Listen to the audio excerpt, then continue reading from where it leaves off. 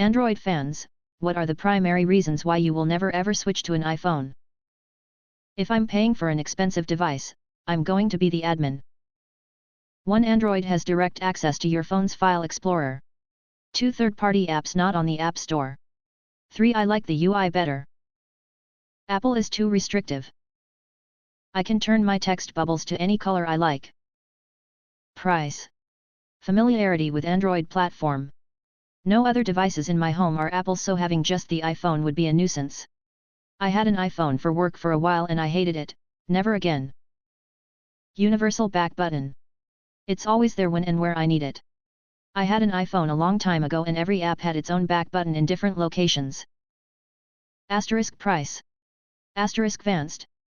Asterisk mod APK installs. Asterisk freedom. Asterisk install custom ROM. Asterisk have to say it again, freedom. Variety. I can get different phones in different styles with different functions with Android.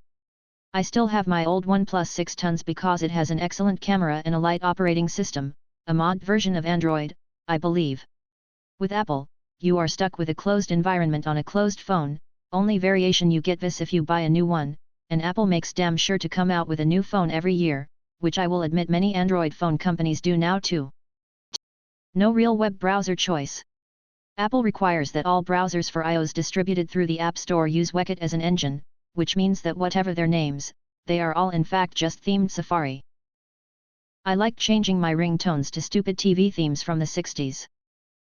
Comfort mostly. Always had an Android phone and never felt the need to change as I'm used to the setup, options and layout.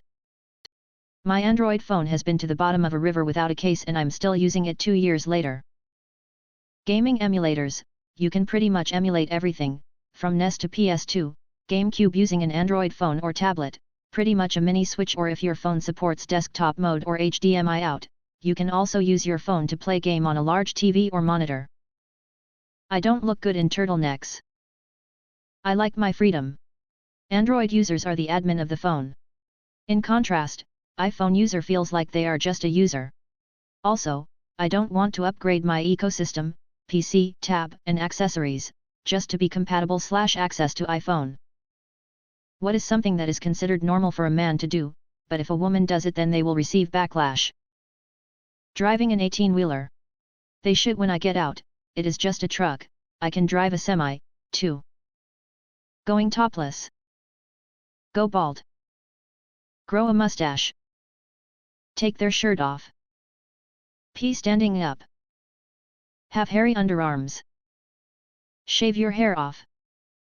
Fart. Stop dyeing gray hair. Calling it babysitting when watching their own children. Not wanting marriage. Sit the Iron Throne. Refusing to pick up your kid from school because you're at work. Being old. What fictional character's death still hits you hard no matter how many times you watch it? Bubba was my best good friend.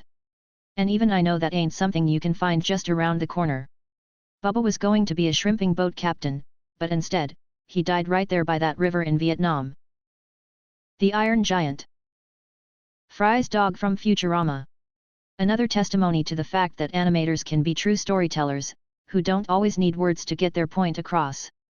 The changing of seasons as the dog sits and waits in front of the pizza shop. Waits and waits for Fry, who never returns. No dialogue. Just the absence of the dog, eventually. Ugh. Gut-wrenching. The little girl from Pan's Labyrinth. In fact, I just started crying even thinking about it. Mark Green on ER. 20 years later and I've never watched that episode without bawling like a fucking baby. Wally West in Young Justice. It's been about a decade and I'm still mad about it. When Brooks hangs himself in the Shawshank Redemption.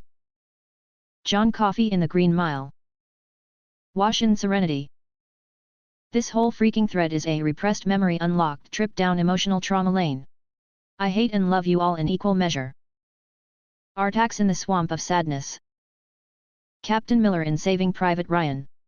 But not necessarily the scene where he dies, more the scene where old Private Ryan is crying. I guess it wasn't Private Ryan crying, at Miller's grave asking his wife to tell him he was a good man, and he led a good life. Also when Medic Wade died, crying for his mom. John Ritter's character on 8 Simple Rules. He had just died in real life, so it had to be written into the show. I was devastated by his death.